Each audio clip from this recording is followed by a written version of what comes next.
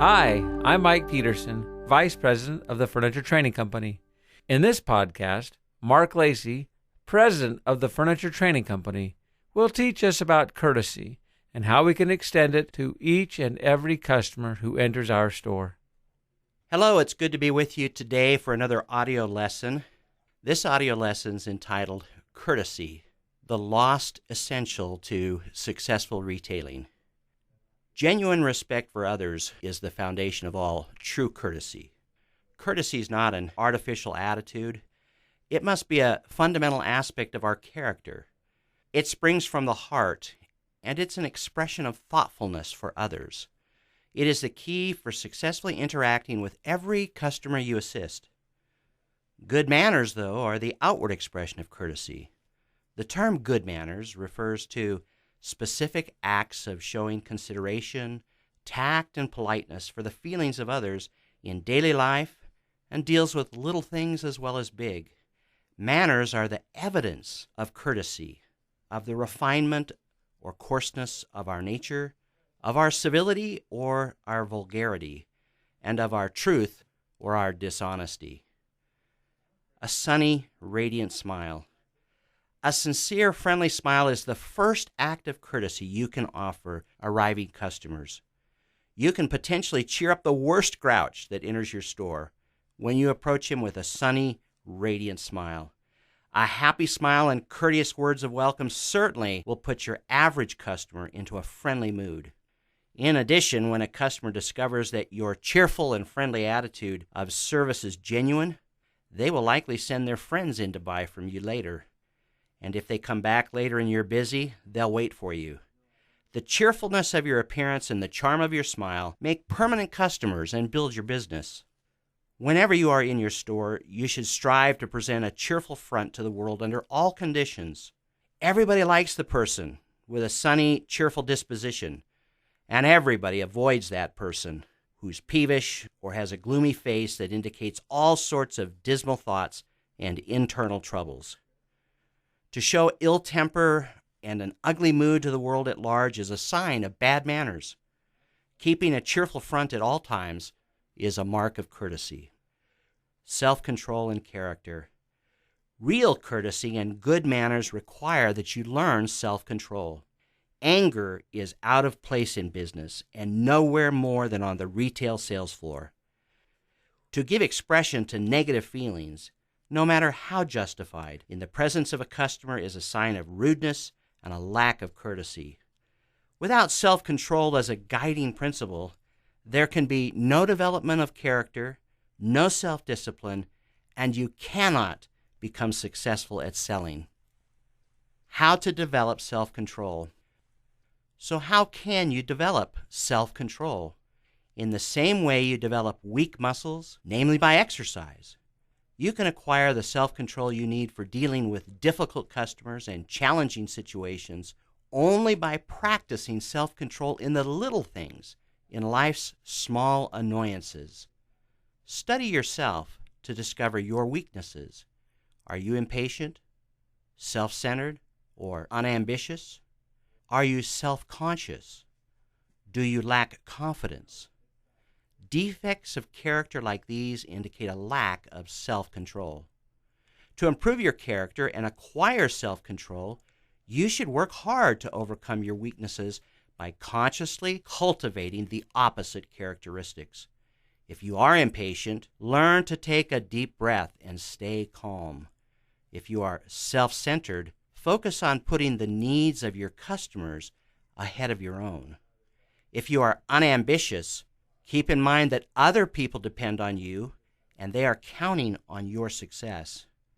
You should strive to acquire mastery over any defects of character you discover because each of them is a serious handicap in being able to achieve your selling potential. Self-consciousness. If you are self-conscious in even the slightest degree, it'll be a great handicap in your assisting customers in a courteous and considerate manner. Self-consciousness means that you are spending too much time thinking about what other people are thinking about you. Awkwardness, shyness, feeling ill at ease are common symptoms of self-consciousness. Alternatively, vanity or high and mighty attitudes around others are ways self-conscious people mask their fears. Self-consciousness shows itself as much in your body language as in your words and expressions.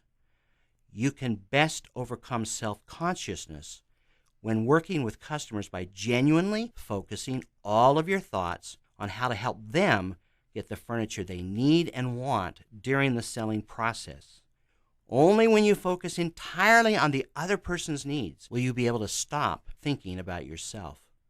Then the awkwardness and the hesitant attitude of body and mind that usually accompany self-consciousness disappear. The confidence of self-respect. Self-respect is a basic characteristic in winning the confidence of others. Self-respect is not egotism or conceit, but it is the self-reliance, dignity, courage, and independence of true manhood or womanhood.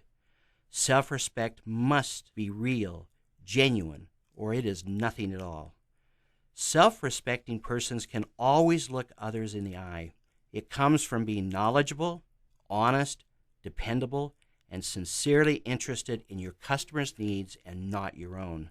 Self-respect begets self-confidence, and this gives you the courage to work with any customer, no matter how intimidating he or she may seem at first. When you respect yourself, you impress others with your confidence as a natural consequence. Aspects of courtesy. Keep in mind two essential aspects of courtesy. The first concerns your external manners and bearing. The second, your thoughtfulness for the customer's tastes, interests, and feelings. External manners are exhibited when you say, please, thank you, pardon, excuse me, I'm sorry, or by holding the door for a customer or inviting them to take a seat.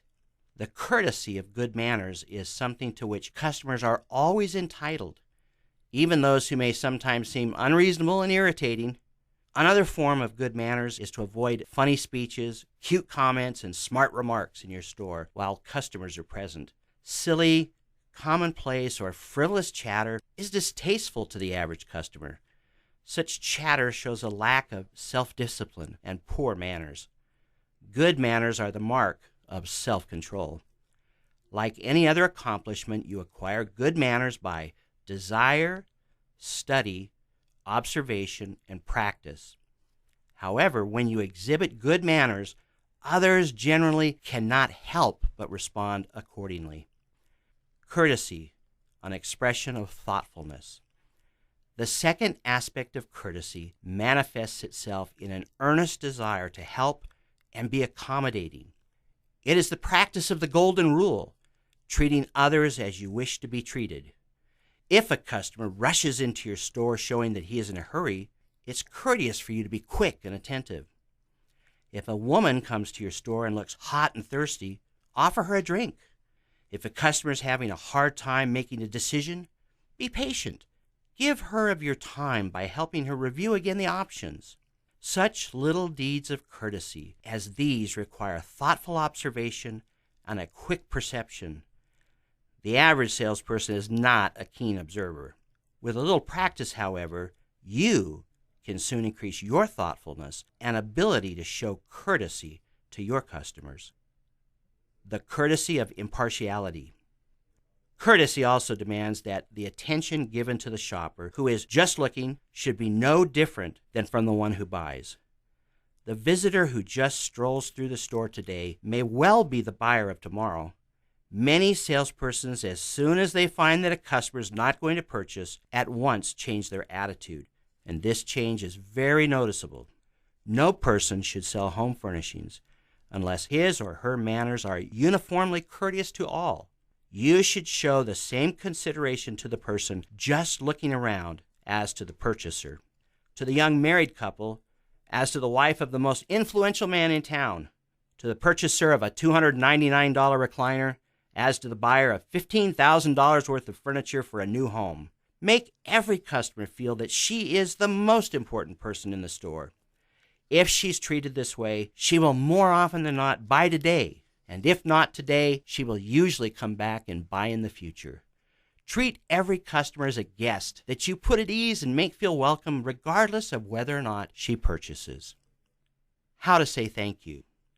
Your final act of courtesy to any customer who comes into your store for whatever reason is to say thank you when she leaves. Never fail to thank a customer in a way that indicates sincerity, with an expression that comes from your heart. A sincere thanks at the end of a sale makes the customer feel that her business is valued and will generally influence her to return to the store in the future.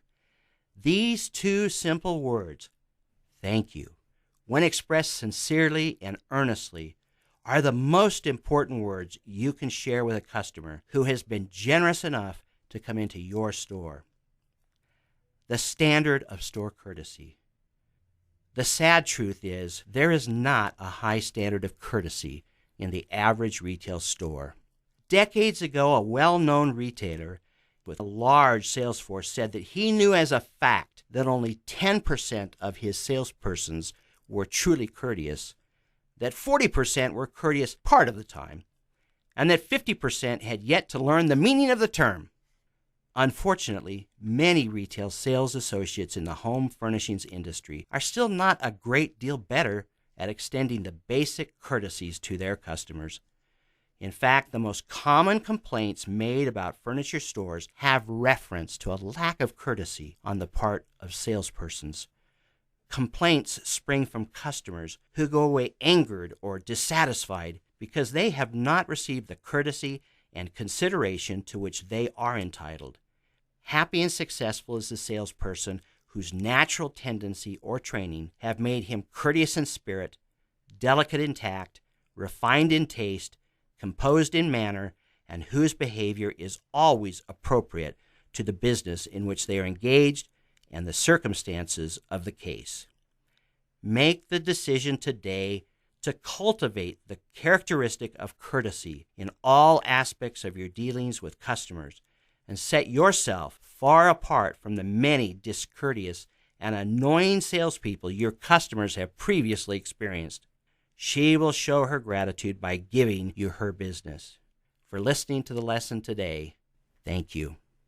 This lesson has been adapted from the chapter on courtesy from the classic book, Retail Salesmanship by Norris A. Briscoe.